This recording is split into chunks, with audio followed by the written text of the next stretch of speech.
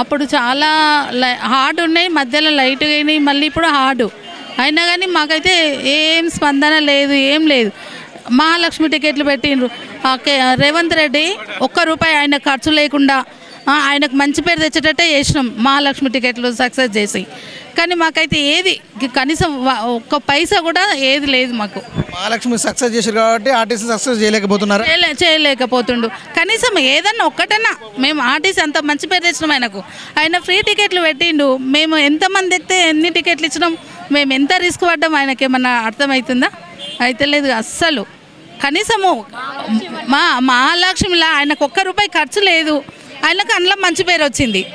ఆయనకు ₹1 ఖర్చు లేకుండా ఒక్కటే రోజులా మేమంతా సక్సెస్ చేస్తే ఎందుకు ఆయనకు అంత మానవత్వం లేదు?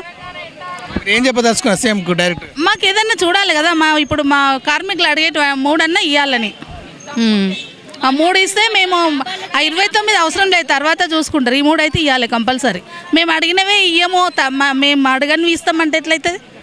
కొన్ని సమస్యల పరిష్కారం కొన్ని మిగిలినటువంటి 3 సమస్యలు కూడా కొంత కాల పరిమితి అడిగితే దాని గురించి లేదండి. మా చాలా రోజులు అంతా అడుగుతున్నాము 2 years అయిపోయింది. ఇంకెన్ని రోజులు అడుగుతాం? మస్తు వెయిట్ చేసినాము, మస్తు అడిగినాము, ఇంకా ఇవ్వరు. ఇప్పుడు మేము ఇక సమ్మె గిట్ట విరమించుకున్నాం అనుకో, ఇంకా మేము ఎందుకు ఆర్టీసీలో పని చేయకపోవడం, ఇంట్లో ఉండడమే బెస్ట్.